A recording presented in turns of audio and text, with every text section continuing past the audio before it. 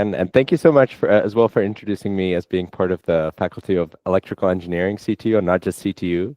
I've recently been nudged towards this fact because apparently I'm not representing the faculty enough, which you can see on the slide. It's just the university, so I apologize. For those of you that are from the Faculty of Electrical Engineering, you will know I'm one of you as well. So yeah, this is a fun little tidbit. So a little bit about my journey. I wanted to start by talking about how I got into energy and AI, also because some people have asked me about how I ended up in the space, and it might provide you with some context of like where I've been, what I've seen, how I'm approaching things. So I started at the Faculty of Electrical Engineering, great school, props to them, props to us, I guess. And I was focusing on software engineering, computer science, and autonomous systems. I was working on a project called eForce Driverless, and I've had a wonderful pleasure to build up pretty much from nothing a team of highly motivated and exceptionally talented students that built the first Czechia's first fully autonomous race car and fully custom built. And I'm happy that some of them that are still continuing with this project are here today. So if you're interested in this, I definitely encourage you to mingle after this talk. And then I continued to do. I was interested not just in the technical aspects, but also in other aspects of technology. So I followed on after CTU in Prague to study in Cambridge in the UK, and I focused on technology policy. And afterwards, immediately afterwards, I started working on autonomous systems in two startups. The first, they both are called very, very similarly, but they do very, very different things. So the first one was Visgard. I joined as a CTO, pretty much as a founding CTO. I was working on autonomous systems that I knew from eForce Driverless, and these two combined experiences kind of started or led me to realize that full autonomy, the biggest application there is, of course, automating all the human individual mobility that we have on the roads. And I kind of lost, or I fell out of love with the idea because I saw how much of a long tail problem that is and how many unsolved issues there are, even with the best technology that there was at the time, which was way more advanced than what you would find now, even at in the Teslas and the Waymos in San Francisco. So I started to think, how I can make a better impact. I had a brief stop at Wizard, where I was the head of engineering, scaled the company from about 10 engineers to about 40. And then I started, looking for a better application of my skills. My core skill was having some sort of understanding of AI, in some areas more than others. And I came back to what I learned at Cambridge in the technology policy, and I started understanding, what the impact of climate change is and what different things kind of contribute to climate change. And I'll talk about that more. And I started realizing how energy kind of fits in, and that's what led me back to academia. I was invited to study at Stanford. I didn't quite want to move to the US for a PhD because that takes about 6 years. So we figured out a way for me to split my time between Prague and Stanford. So I'm coming in and out, and it's been a wonderful journey, and a lot of the output that I've been able to produce so far, I'm very happy to be sharing with you today. And of course, this is where I am right now. If you want to connect on LinkedIn, you can find me here. But a lot of this has been said. Faculty of Electrical Engineering founded this lab focusing on what I'll be talking about today. I also host events similar to this, called AI Tinkerers Prague. It's a global network of people tinkering with AI. So if you're interested in AI, you like to play around with the newest algorithms, newest possibilities, you're more than welcome to check us out. But now, let's go to the talk. And it's okay if we don't hear it on the live stream, but can you imagine a world without energy? What would this kind of conference or the seminar look like? Feel free to shout out your answers. If we had no energy, what would this be? It would be very dark, right? No light. We get all our light from energy, right? Any other ideas? Probably less people would come because there would be less people alive. We need a lot of energy to sustain our population.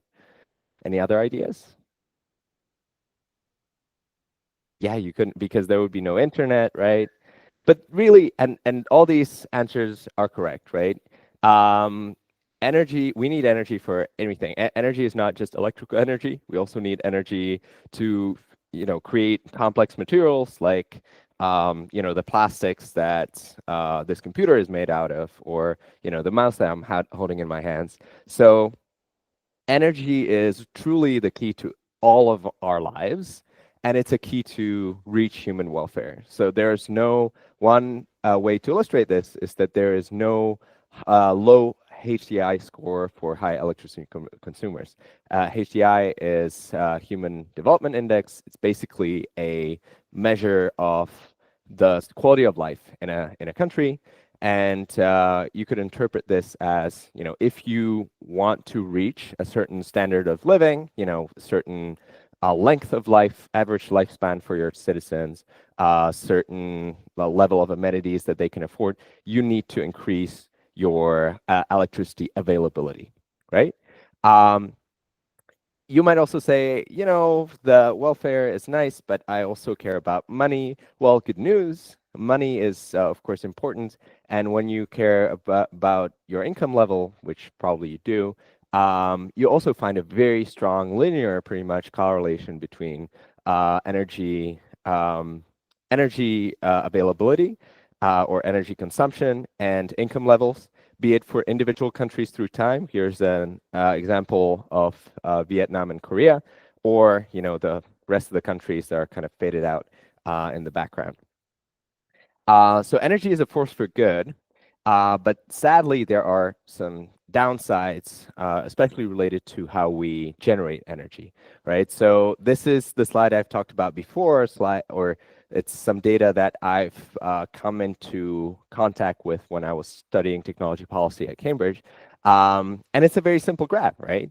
It describes in a pipe chart what are the sources of carbon dioxide emissions or carbon dioxide equivalent emissions split by industry, right? And this, to me, I don't know, maybe you're familiar with this graph. Has anyone seen this before? All right, that's a couple of people. But to me, the first time I saw it, it was like shocking because it didn't reflect at all what I was kind of hearing from media, right? Like when it came to, reducing one's carbon footprint, it was a lot about, oh, maybe you should fly less, you should eat less, meat, stuff like that. And these things, of course, can reduce your carbon footprint. But when it comes to, for example, livestock and manure, like all of the livestock in the world kind of accounts to around 6% of carbon emissions. There's also 4% from agricultural soils that we used for our own, food. But it all pales in comparison with just a single industry, very much, which is energy. Of course, in this case, that would include also transport, mostly road transport, because again, aviation, for example, accounts for only about 2%, and the power use in industry. So if you include, power in industry and for private use, that accounts for about half. So if you want to, for me, the message was clear. If I want to apply my skills to alleviate climate change, which I would say is one of the, if not the biggest challenge of our time, I need to work in energy, right? So that's what I started thinking about. And basically, just to make things clear, there are two paths forward. If you're an industrialized economy, especially in North America and Australia, right now, the countries are very, very carbon intense. We need to decarbonize them while hopefully maintaining their quality of life. Whereas for the developing countries, we need to help them become developed while not, not making the same mistakes that the developed countries have made in the past. Where, for example, here in Southern Eastern Europe, we don't have as much of carbon intensity while having a good quality of life. So hopefully, we can maintain that. But that's kind of the the direction that we want to take the developing countries to. And now the question is, how do we use AI to do that, right? Because that was my core skill or core knowledge that I wanted to apply. So AI already is having significant impacts on power grids, right? These articles are from the last month. It's very recent, but of course, if you follow this development, kind of follows the incredible AI boom, and in order to train and in order to operate these huge models, be it language models or other multimodal models that are being developed in the AI space, these big companies with with billions of dollars have realized that the bottleneck is not necessarily, or it's stopping to be the computational power, which can be supplied by NVIDIA in terms of graphics cards, or other companies in terms of general CPUs, but it's starting to become the power grid, right? You have data centers that now account for about 5% of global energy demand. It's expected to increase to about 15 or 20% in the next coming decades, and there's a lot to be improved in the current power grid, because that has not been designed to handle all these concentrated loads wherever you build these data centers. And so, this is becoming an issue, and what's interesting is that these companies, they know about it, and they're starting to make a clear difference. So one is, you might have heard, Google is experimenting by collaborating with some companies that are building small nuclear microreactors. They're saying as soon as 2030, and it's very speculative because these nuclear reactors have never been in practice before. But the designs for them have been around for decades, and it's always been very speculative, like who's going to put the money in? Well, apparently Google is, which, who would have thought just a couple of years ago? And what's even more of a bombshell is this one power plant called 3 Mile Island. Has anyone ever heard of 3 Mile Island? So, okay, there's one guy. So 3 Mile Island is a nuclear power plant in New York, not in New York City, but in New York State. And it's significant because it was in the 70s a place where the largest ever nuclear disaster happened in North America. It wasn't nearly as big as, Fukushima or Chernobyl. There are no known fatalities or big casualties, but it was a very big deal back then. It was the first kind of meltdown on U.S. soil, and the power plant was going out of commission. I don't know about you guys, whether you can imagine Fukushima or Chernobyl to be reinstated into the grid again, but the Americans have thought, especially Microsoft, we'll just throw in a bunch of money and we'll restart this power plant that is, now not usable, but we'll retrofit it with new technology to get it back online, because the need and the value of having enough power is becoming so great that it starts to be paid off, right? I mean, in Czechia, we're also relying on nuclear power. We've recently signed an agreement with a South Korean company to build a new nuclear block, but that is in the value of about the entire national budget for 1 year. So it's been a huge investment. So you can imagine, how much money Microsoft is throwing that way. So it's very, very impressive. And then the question is, so you can see there's a clear connection between AI and energy, and there's a lot of people like my colleagues here from the MIT that are trying to kind of describe this AI and energy nexus on a theoretical level, and that's nice, but I'm very applied, right? I was working on autonomous vehicles, not in theory how they could work, but I was trying to get people to actually build them, and I was very, very lucky to have been successful in that sense. So that's my approach as well.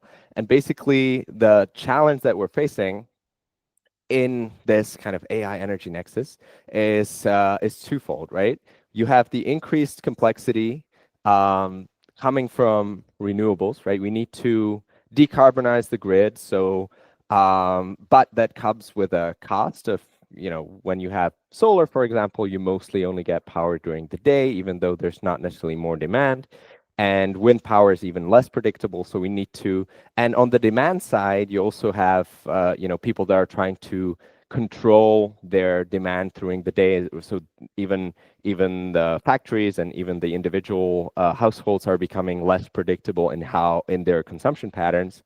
And we also have what I've described before, right? This increased power surge from AI applications, both in training and for inference. But there's also opportunities, right? You have AI applications for better prediction and control of the grid, and investment of AI funds to finance renewal and expansion of grid capacity. So that's something I've talked about. But the first point is perhaps, in my eyes, even more important because, small nuclear reactors that Google is building, of course, you need billions of dollars, but you also need time. The timeline to get them online in 2030 is optimistic. Who knows what happens. To restart a nuclear power plant will also take years, if not decades. So that's a long game that, as an individual, you will not be able to influence. But the first one is focused on optimizing or improving the use of infrastructure that is already there. And so I would argue, as an individual, you can have more of an impact to achieve a more sustainable, resilient, and decarbonized power grid. So let's take a look at how me and my colleagues at Stanford and CTU and the LIMES laboratory are looking at to use AI to enable the sustainable energy transition. So a little bit of a background on the power grids. If you simplify it very, very into its core, you really have this kind of scheme, right? You have on the one hand the generation station, so that can be some solar, that can be a coal power plant, it can be anything that somewhat generates power. You need to, in order to not lose efficiency, you need to transfer it into high voltage power. So you have this generator step up transformer, and you have those transmission lines, and then you have these substations that transfer it into medium voltage and low voltage. You have the distribution, and then you end it at the customers, who can be either households or they can be, industrial plants, industrial customers like that, right? So you have generation, transmission, distribution. Used to be very simple. You knew more or less when people would need power, and based on that, you would just burn more or less gas or coal, you name it. Right now, there's a lot of challenges, right? You have renewables that are hard to predict when they will generate power.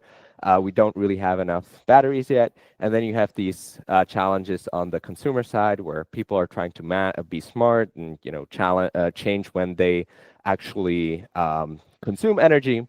And to tackle all this, I will showcase 3 specific ways of mitigating this uncertainty that has now been introduced into the system. One is power flow optimization. Second is power demand forecasting. So I'll cover these fairly briefly because because of the time constraints, but feel free to ask about them later. And then I'll focus a little bit more into what I would say has proven to be the most interesting and the most rewarding study that we've been doing, and that's consumption modeling, especially when it comes to electric vehicles. So when it comes to power flow optimization, that's a typical, I would say, AI optimization problem with an added flair of physical constraints. So we basically take subsets of schemas meaning representations of the physical architecture of the actual power grid that is following the power lines that are standing outside of this office even.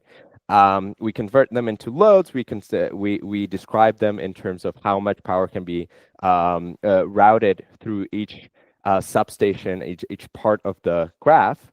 And then we're trying to optimize it for each moment in time based on the demand and the potential supply. So you have generator units and you have consumption units. Now, this has been mathematically proven to be an NP hard problem. Those of you that are computer scientists will know that this means this is impossible to solve in linear time. So there are some algorithms that are have been proven to be very effective at approximating an optimal solution. However, they are very slow. So what we're showing with this study is that we can create a relatively simple machine learning algorithm that can approximate this optimal solution without breaking physical constraints and basically run near real time. So that's where the added value has been. That's example number one. Example number two is this medium voltage forecasting. Forecasting in the past has not been too hard. Basically, it was based on when people prefer to start to do their dinner or whatever, and then you just could make your production reflect those needs. However, this is becoming more and more complex. So, and it's more and more dependent on weather, also based on the performance in solar, etc. So we've done a very interesting study that is now being made public on an alternative to archive. So if you want to look it up, you can look it up and read it through its entirety. But based on a model that we co-developed with Meta, we've done an explainable neural network, or we've prepared an explainable neural network that is decomposing the prediction of demand at specific parts of the country or specific substations, specific nodes, into the sources of the demand, right? Some of it is down to the temperature, some of it is down to some demographics, some of that is down to daily or weekly seasonality. So that has been very interesting.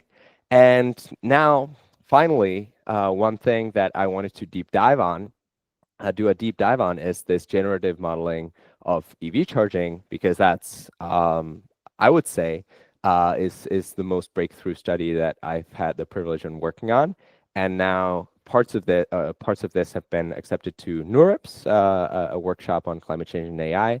So it's been kind of validated as being interested to even the top tiers, I dare say, of the AI community. So that's very fun. So first things first, props where props is due. The Czech Statistical Office has excellent data on the classification of areas in Prague or across the whole republic. And what we wanted to understand is, based on some previous insight that we've had in the US and California around the Bay Area, we knew that we could characterize public charging of electric vehicles to be complementary to private charging by seeing a very smooth load curve during the day, which would kind of reflect solar generation. And we want to understand if we could replicate the same in Europe, and if we could understand, even on a deeper level, what influences the source or what are the source influences onto the load curves, the demand curves of EV charging in different places. And for that, we needed to understand what the context of the places of the individual locations are. And we got this great data set from the Czech Statistical Office. So what we've designed is that we've had some insights on specific locations, some raw, real data from public EV charging from the local distribution systems operator, Predistribuce, who is operating most of the public chargers.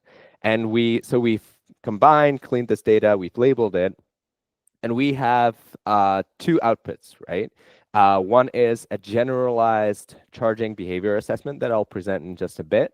And then we've created this general generative model into which we are able to basically plug in also future scenarios of how many EVs there might be, be it based on different predictions. It might be 10 times as many EVs or 20 times as many EVs, and we hope to see where these problems of congestion will become more or less prevalent, right? Because you have all this infrastructure that is catered to internal combustion engine cars, right? You have the gas stations, you have all these parking spots, but for EVs, this infrastructure is still developing. But the challenge is, as you make more EVs, EVs become cheaper and cheaper because of market forces. But for the EV chargers, you have the exact opposite forces, right? When you're trying to build a lot of EV chargers, first, you will use up the places where it's easy and cheap to build because there's enough space, there's enough capacity in the cables, enough capacity in the local substation, the transformer, and that's where you build it, right? But slowly but surely, you run out of these places, right? So you will start to face issues because there's not enough capacity, and you need to renew the power station or the substation, the cables, and that takes tens of years. So in order to solve the problems that will happen in 10 years, we need to understand where those problems will happen now. And so the first insight that was very interesting and breakthrough is that in populated areas in the center, so that's like the compact residential areas, the mixed areas that have also some offices and stuff like that, we can see the same behavior as in California. So that's been very, very interesting, right? So that there is some transferred knowledge of how people use their EVs when plugging into a public charger. So that's great. So that's the three charts over here. But we've seen also three other types of behavior.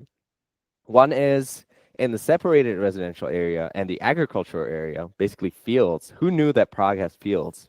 I didn't, but it was fun to see. And there's also a forest in Prague, officially classified. Very interesting. So near these areas, people have, or the load curves actually have a clear kind of evening peak.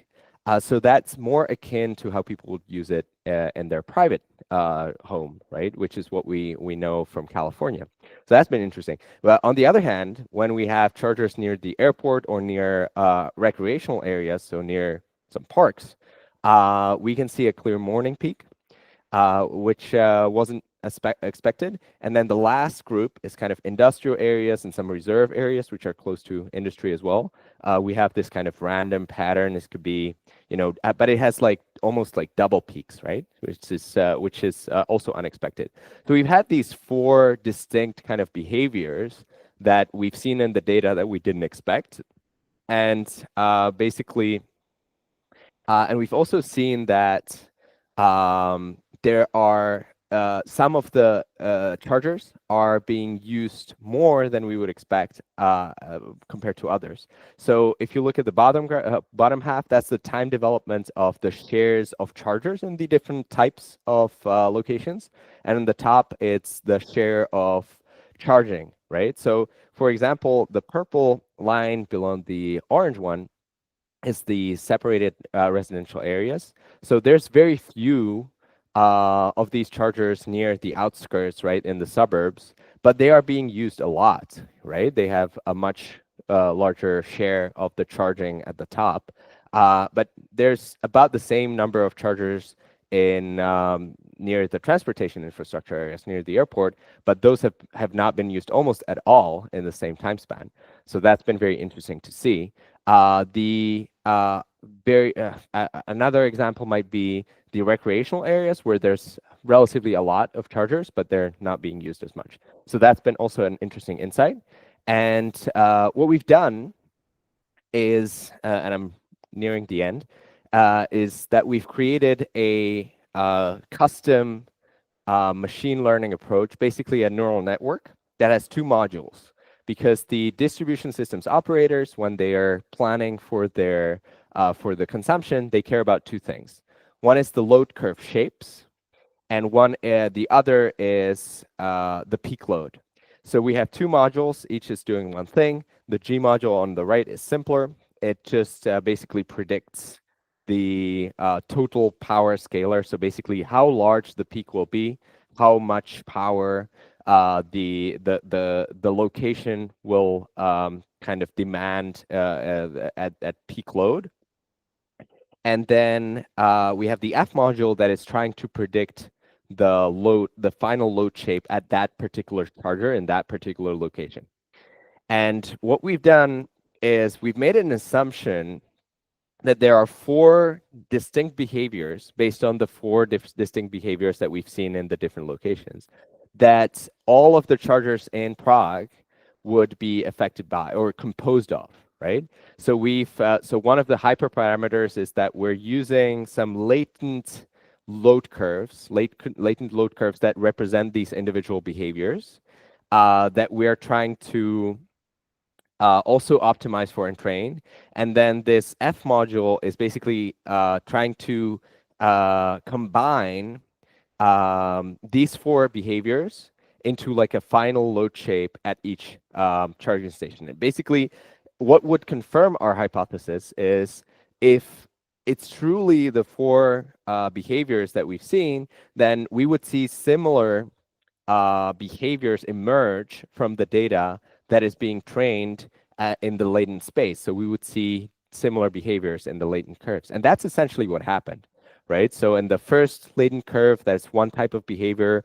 We get this beautiful load shape that is gradual during the day. The second one is akin to people that are charging in the morning or some behavior that represents charging in the morning. The latent curve number 3 is charging in the evening, and latent curve number 4 is somewhat the rest. So what we would see near the industrial spaces. And we also see on the loss function that it has been successful in approximating the behavior or the observed data set. And so that brings me to the conclusion of my work so far. So one key finding that hasn't been done really anywhere else, it was been wildly understudied in my opinion, is that the location of public EV chargers greatly affects their load curve shapes during the day, which based on this presentation you might say, oh, that's obvious, but there really hasn't been anyone that has been able to show it on real data before what we've done. We've also demonstrated a novel method to use generative AI to reliably predict this EV load curve, and we can use that now to simulate virtual EV chargers, even in places where there are no chargers right now, right? So I don't know if there's a charger in front of this office, but we could simulate what it would, how it would behave. And this above is really critical for the distribution system operators and planning infrastructure expansion for EVs so that we can start decarbonizing not just the grid, but also the mobility part of the kind of CO2 generation equation. And that's really it for my slides today. Thank you so much for coming, and I'm looking forward to the discussion.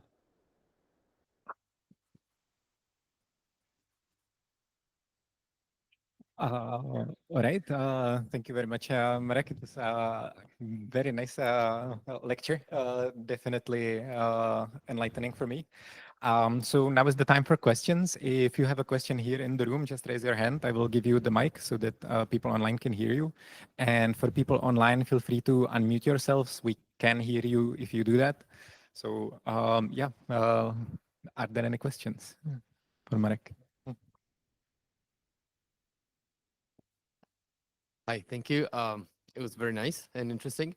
Thank you for the presentation. So my question is, do I understand correctly the problem is the peaks? And so if we somehow decrease the peaks, that would kind of solve the problem of the transmissions? Like, because I saw like during the night there's no charging. So if the scheduled charging of the EVs would be implemented, would that somehow help?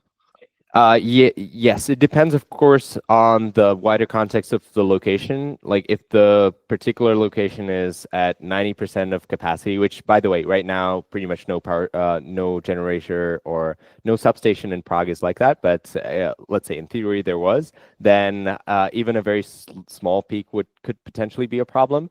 And then it depends on the timing, right? You have this in general, if you look at the load shape, you have a peak or the generalized load shape for any kind of city or larger consumption or group that consumes energy. You have a peak in the morning and peak in the evening, and then some load during the day and somewhat lower load during the night. If you and the more renewables you have, the more pronounced these two peaks are, the one in the morning and the one in the evening. So you're trying to decrease these peaks, right? Like and the shifting the location of the individual peaks, for example, for EVs, can definitely be a part of the solution. And then the question is, how do you do that? What specific tools can you utilize for that? And I haven't gone into that too much, but I have another paper that is coming up on this topic, where essentially what happens a lot with these public chargers is that people go to work, they plug their car into the charger, and then they stay parked there, and then they leave work and they go home, well, but unplugging it, right? So they're standing there for like, I don't know, 9 hours, right? Maybe 8-hour workdays, and they're standing there for 9 hours. But they maybe came with, like, if they live in Prague and their office is in Prague, they maybe came with like 80% battery, right? So the time that they're actually charging is maybe an hour and a half or maybe 2 hours out of the 9 hours. And they only care about the car being charged at the end. So you can really shift when the load is, right? Right now, if you do that, the all of the load will be at the front, right? As soon as you plug in, it will start charging, and then it will stop when your car is charged. But from a consumer perspective, you will not care if it's charging immediately or if it will charge somewhere in the middle, if it will split the charging into individual sessions. So that's, for example, one of the tools that if the distribution systems operators, the consumers, and the transmission systems operators, if they coordinate the kind of balance of the grid with what's at our disposal, then that's the goal. That's really what we're trying to achieve in order to be able to have a clean grid with these unpredictable renewables, with these harder to predict consumers. But the big advantage is, we now have the computing power, and the big advantage is that it will be carbon free, and hopefully, we can at least limit climate change, because climate change, let's be real, it is unfortunately happening. Yeah, great question. Thank you. So any other questions?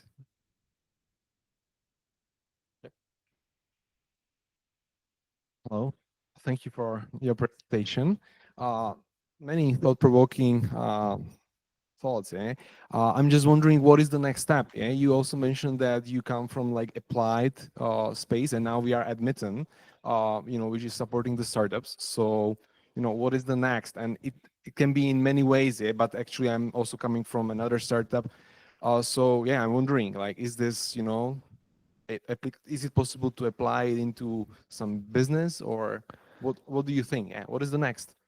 Yeah, it's a great question that I'm asking myself every time before I go to bed, right? Like, what's next for I mean, the immediate thing for me is, of course, taking these results that we have and just making them widely available. I went back to academia to showcase that these things are possible and make them available, right? I was very much focused on impact, also because the motivation that I had in the previous startups, as good as the product might be, you are always steered towards commercial potential, right? Either by the markets or by the investors or by your CEO. Doesn't really matter. You have to think about how much money you can make, which is fine, right? That's capitalism. But I wanted to be motivated inherently by impact, and that's something that I can definitely, recommend to people if you feel like that's something you're missing in life. Going back to academia, and it has a lot of downsides, but one of the upsides is that this is something I'm very happy with. In after I finish this, definitely I can imagine, going back to startups and trying to commercialize these things. While at the same time, I have to admit that's not where the biggest impact is, in my opinion, because a lot of these issues that I've described are inherently connected to the grid, right? And that's a semi-regulated industry. Like usually, it wouldn't make sense to have a free market operation there. Can you imagine having 10 sets of power lines and you have to choose like which is which? Like we kind of have that for like the internet lines, right? And some buildings are connected to some internet lines in Prague, for example, and it's a mess. So I'm very happy that this is regulated and that there's like this national company monopoly for the grid. But that makes it, of course, harder to, for example, make a startup and just like go to this one huge, company to sell your solution. So I would say, coming from an academic standpoint, it's a little bit easier. It's much less lucrative, of course, but it's easier to maybe convince them that this is something they should invest their time and money in. So yeah, next steps, I don't know, but hopefully, it will be impactful and interesting. And if you want to follow my story, let's stay connected, and I'll be more than happy to tell you what's next when I know it. Great. Any other questions? We still have time for some. Yeah. Hello, thank you for the presentation. One small question about the first topic. Do you know why Google and Microsoft are going for nuclear and not other types of energies for the AI consumption? And can you say what you would think the other types of energy would Like be? solar, wind, or hydrogen? Yeah, renewables. Yeah, got it. Yeah, because there's more options, right? So I think the answer is that they are. Solar and wind is being used, and when you look at data centers, especially in the US, or any new data center that is being developed anywhere in the world, will have some sort of solar installations to try to power it, but you run into the same issues, right? Like you need to run your data centers continuously to have a certain level of service, whereas the renewables per se, they only generate during solar during the day. For wind, the biggest variability is between seasons. Like especially in Europe, you have way more wind in the summer as opposed to the winter because of physics. Is it? Yeah, more or less. But anyways, so there's these kind of inherent structural challenges, and even in the US, there's just not enough battery capacity being built to kind of complement this. So this is an issue that is solvable, but yet to be solved. And so if you have these um, large sources of demand that need continuous power supply, you need something that's called base load. And for base load, you have to have sources that can just run continuously. So it could theoretically, in the future, it can be renewables plus batteries. But until that time, we have really a limited set of options. We have, fossil fuels, which is, it's something terrible like oil, something slightly less terrible like coal, slightly even less terrible, but still pretty bad, natural gas. Then we have biomass that people say is renewable, which is true, but it's not carbon free. It's still carbon intensive. And then you have nuclear, right? Which is not fossil fuels, or well, it's not fossil fuels, but it's based on, of course, different type of fuel, which is zero carbon, and it can once you set it up is extremely cheap, very safe, comparatively, per megawatt hour generated.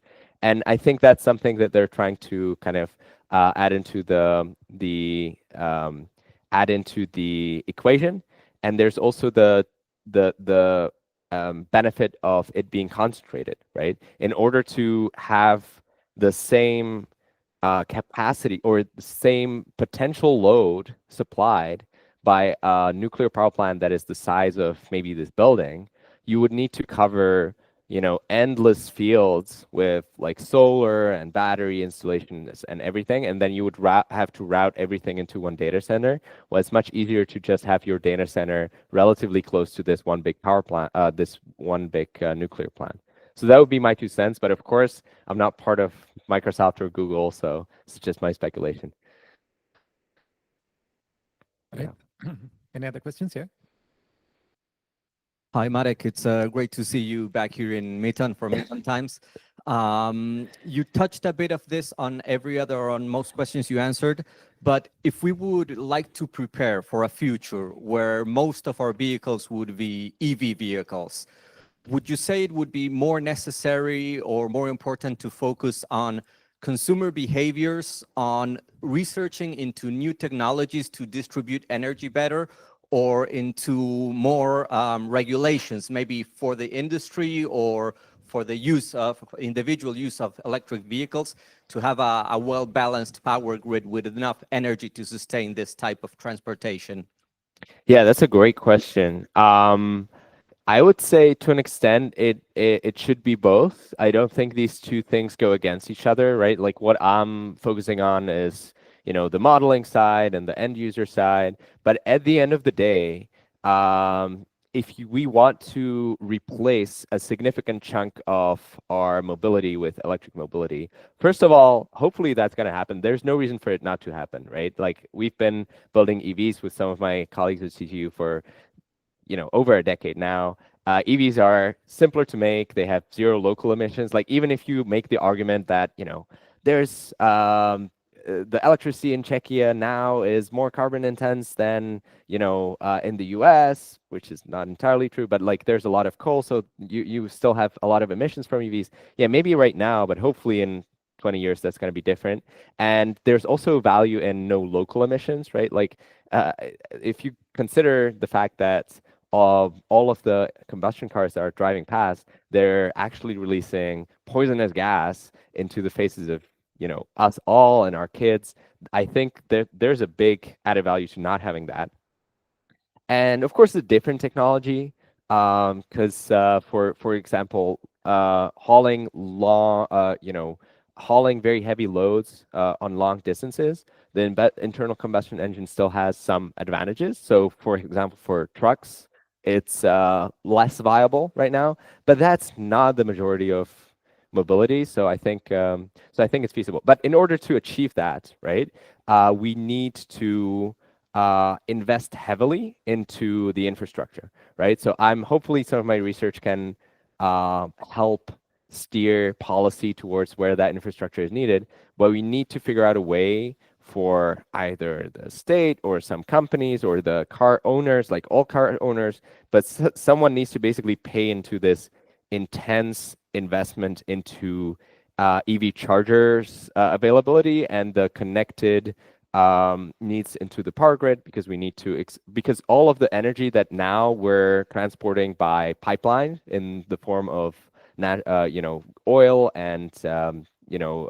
gas in terms of petrol, right? We will need to transfer through power lines, and so we need to figure out how to do that. But it is feasible, right? Because again, all the infrastructure that we have for the combustion cars, like the petrol stations, or gas stations, or all these other amenities, the mechanic shops and everything, that's also been paid for by consumers or by the state. And for example, fuel for aircraft is currently heavily subsidized by the EU and individual countries. So there are incentives for combustion vehicles. So I just think it's also a way, it's also something that we need to figure out for the electrification, and we haven't quite cracked it yet. So I'm on it, but I don't have a quick answer for you now.